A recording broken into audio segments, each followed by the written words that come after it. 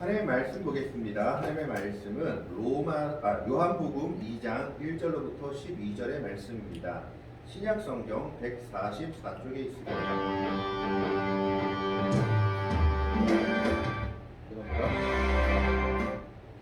신약성경 144쪽에 있는 요한복음 2장 1절로부터 12절까지의 말씀을 교독합니다.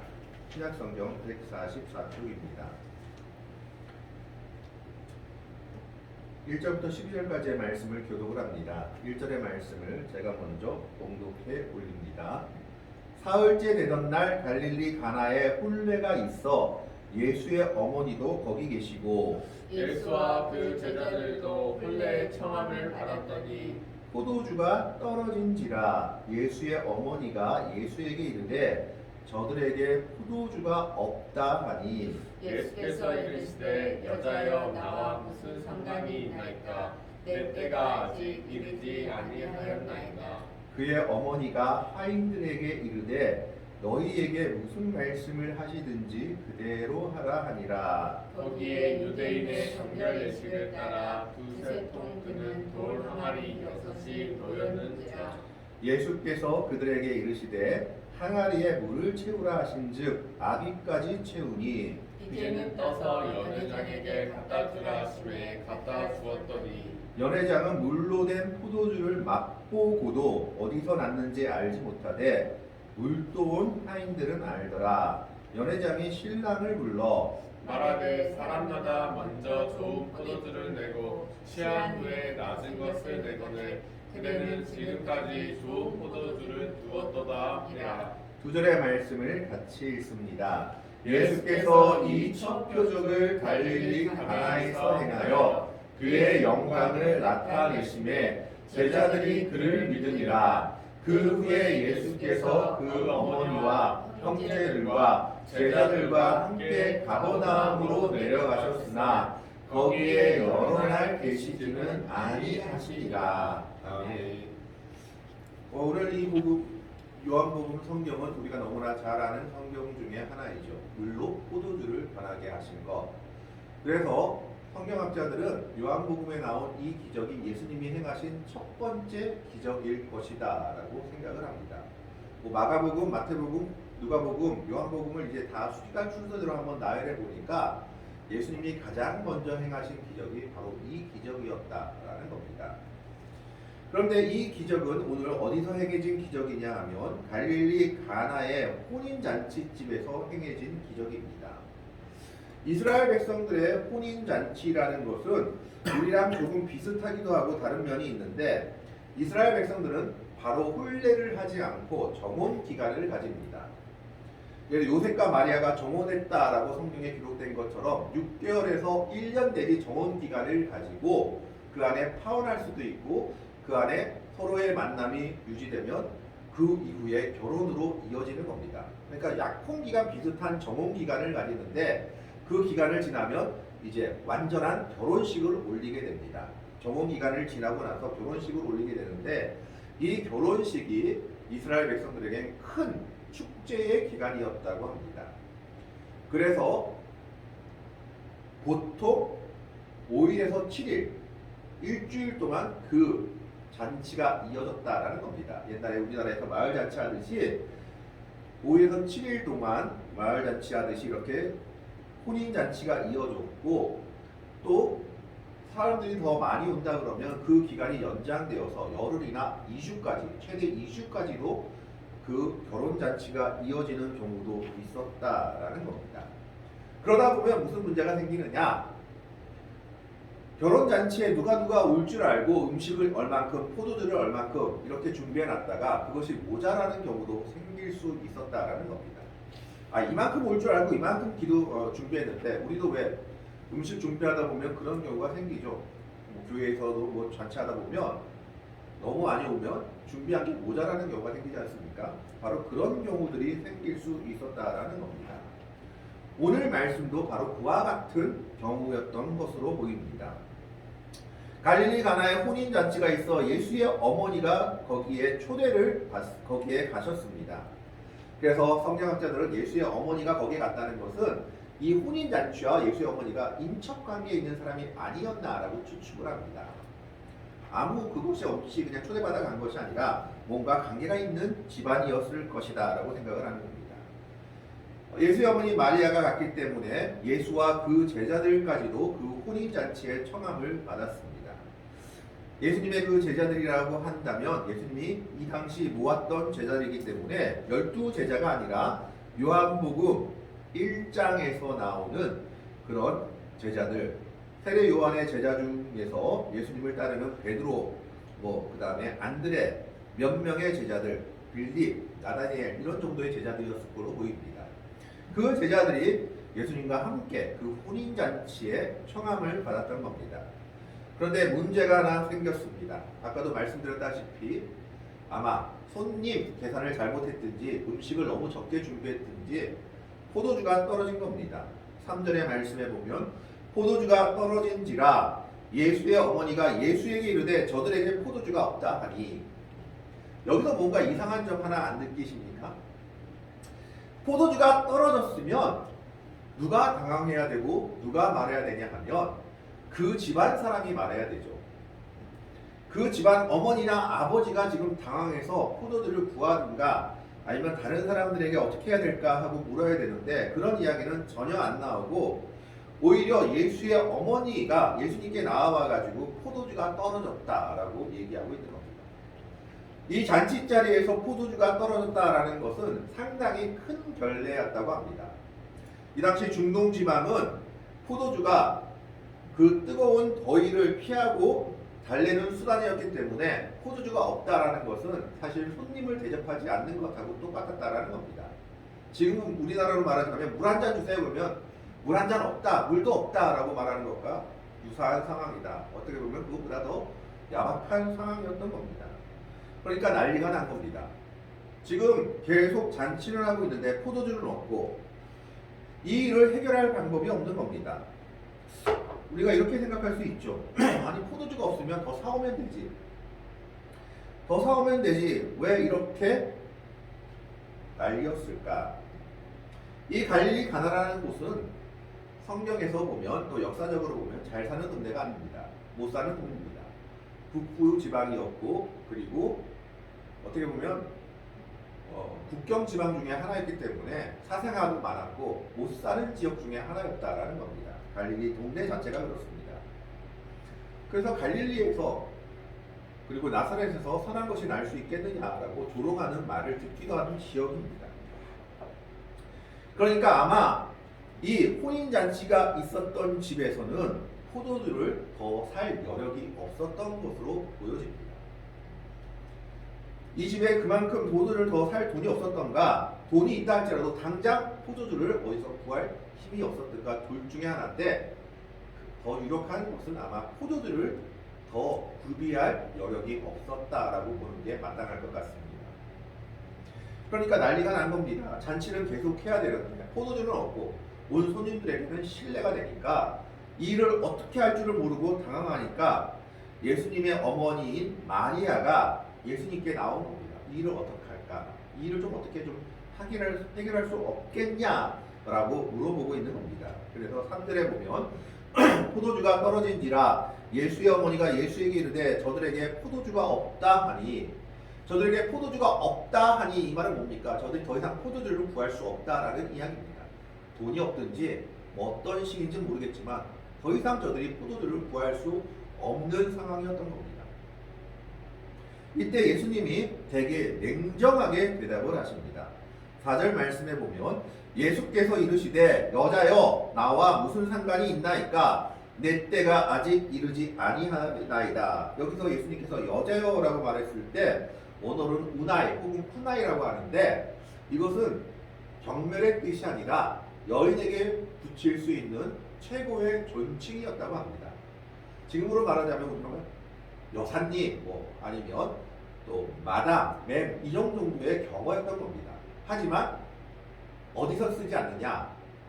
혈연 관계에선 쓰이지 않는 단어였다고 하죠. 그러니까 지금 예수님께서 지금 예수의 어머니 마리아가 자기 아들이라고 이 포도주 없는데 어떻게 좀 해결할 수 없겠냐? 왜? 예수의 어머니는 예수가 누군지를 알았던 거죠. 하나님의 아들인 줄 알고 태어났을 때부터 하나님의 그런 선택을 받고 또 자라면서도 예수님이 행하신 일들을 봤을 겁니다. 그래서 예수의 어머니는 지금 내 아들이니까 우리 친척이니까 이를 좀 해결해 달라라고 가족적인 의미로 다가왔던 것 같습니다. 그런데 예수님께서는 그걸 칼같이 자르시죠. 여자여 나와 무슨 상관이 있나이까? 부인, 어머니라 부르지 않고 정어를 써서 부인 뭐 이 정도로 부르는데 지금 가족 관계를 드밀어서 이 일을 해결해 달라고 요청하지 말라라는 의미 정도로 해석이 됩니다. 그러면서 내 때가 아직 이르지 아니하였나이다.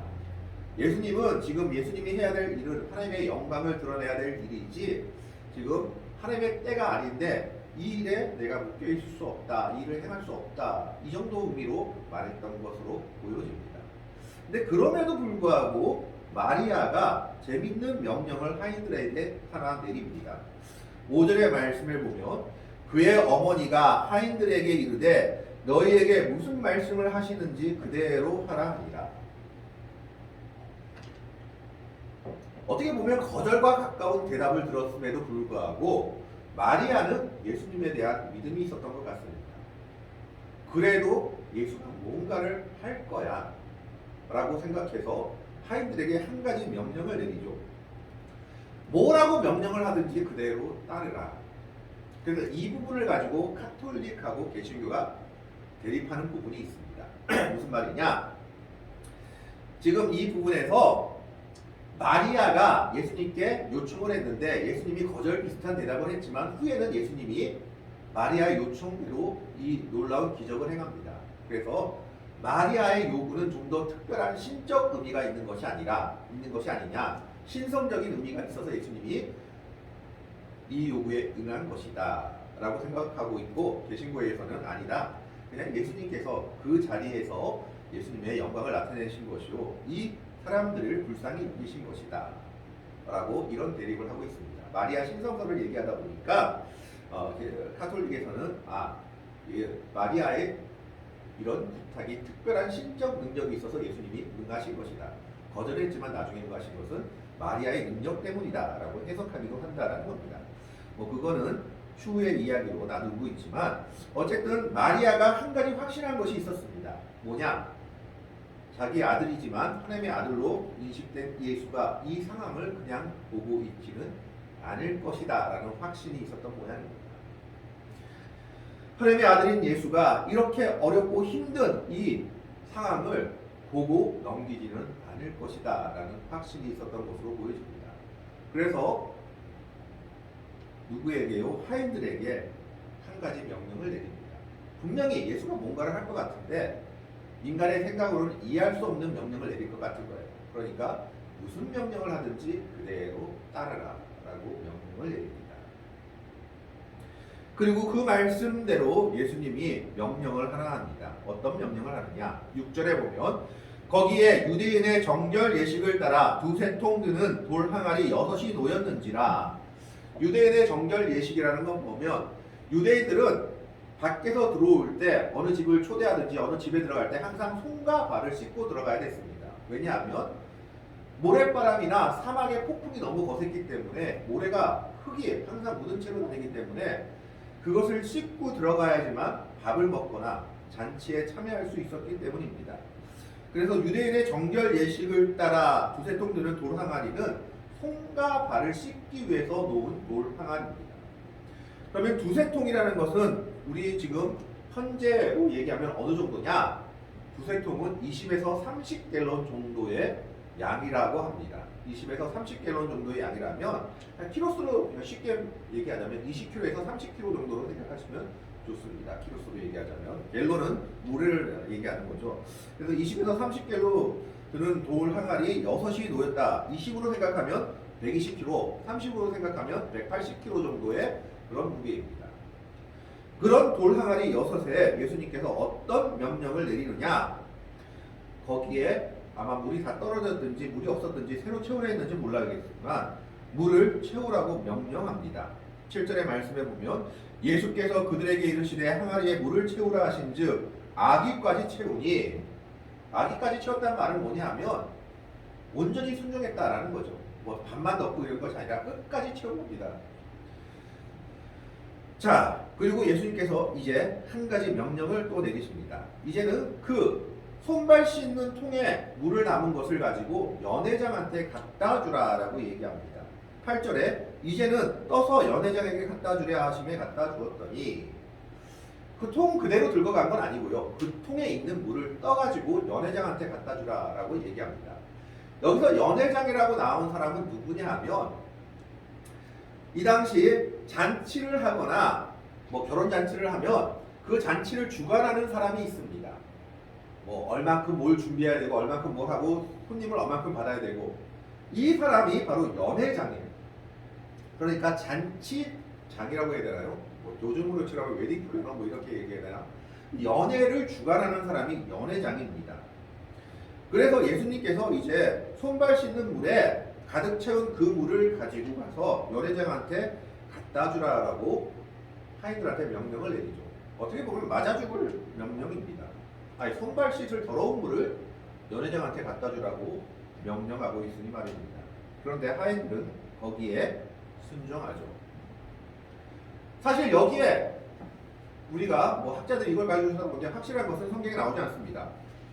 포도주로 언제 변했냐, 연예인에게 갖다 줄 때 변했냐, 연예인에게 마실 때 변했냐, 뭐 이런 건 나오지 않습니다. 그러나 우리가 한번 생각해 볼 수 있는 것은 뜰 때까지만 해도 물이었을 것이다 라고 추측은 해볼 수 있습니다.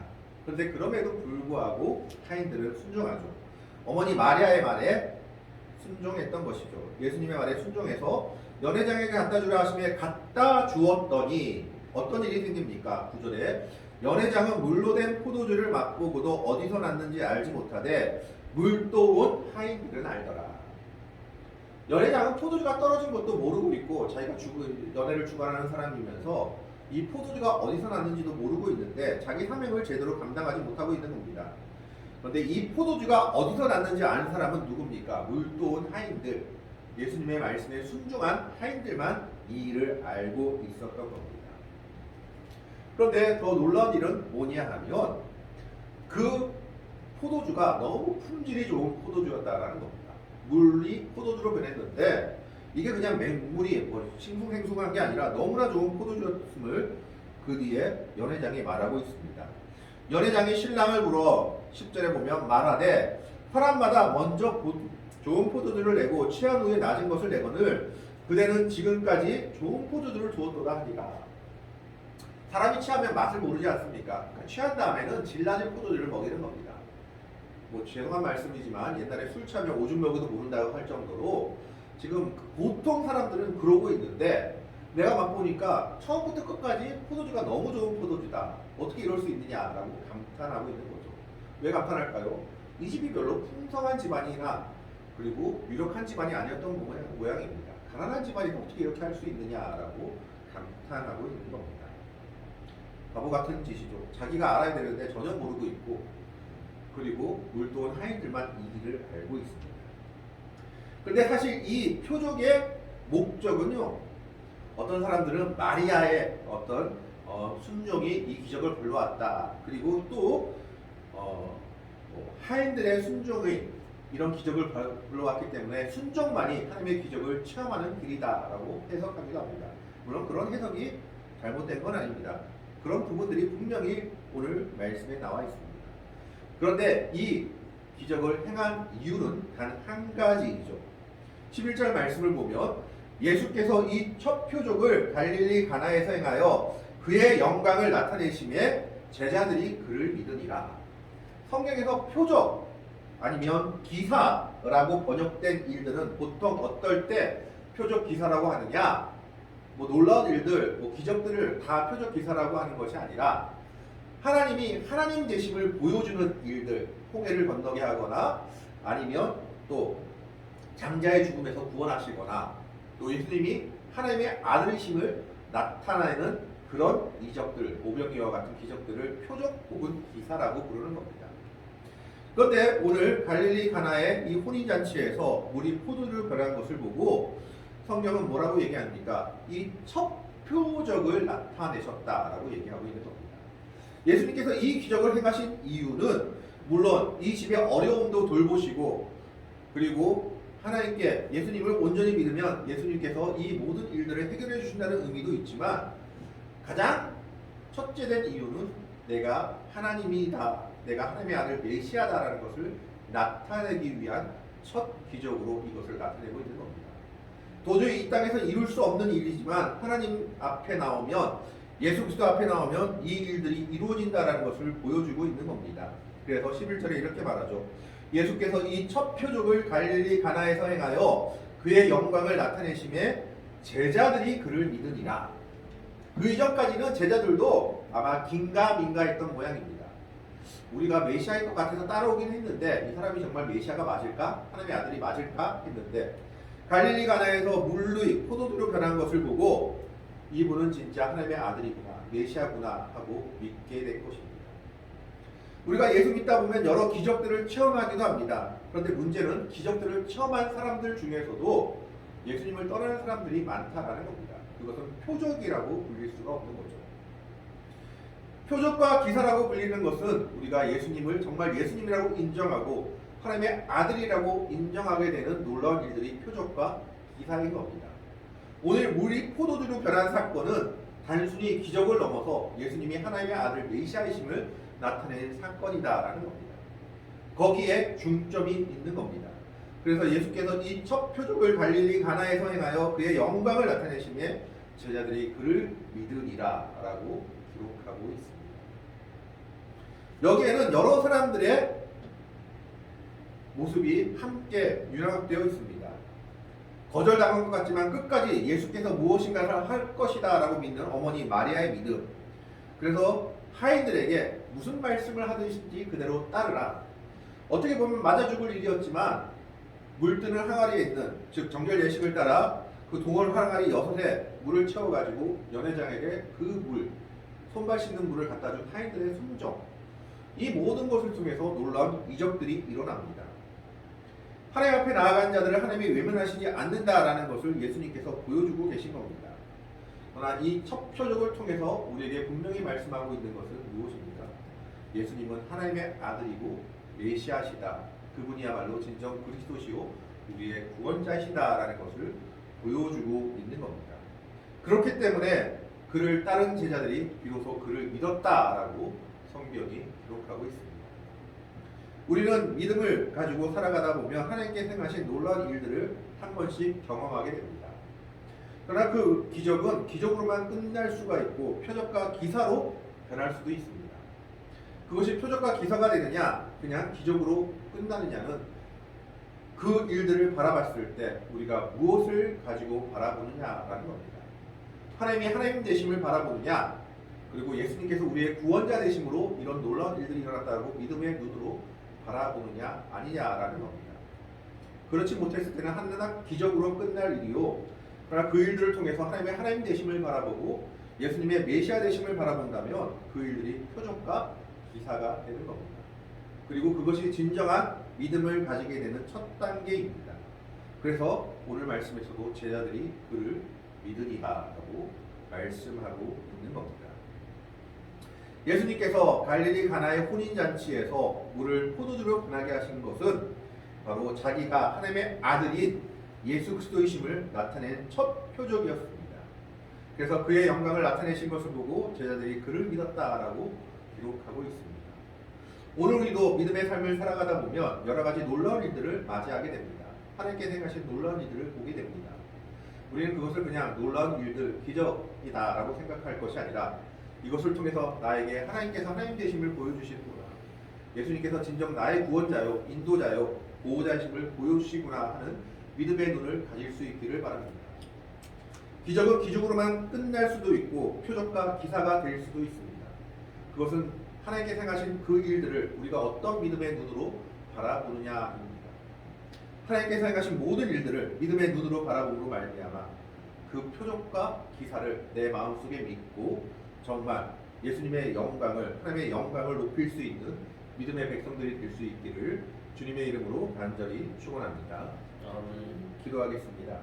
하나님, 오늘은 갈릴리 가나에 있는 혼인잔치에 예수님이 참여하심으로 말미암아 거기서 가장 큰 문제였던 포도주가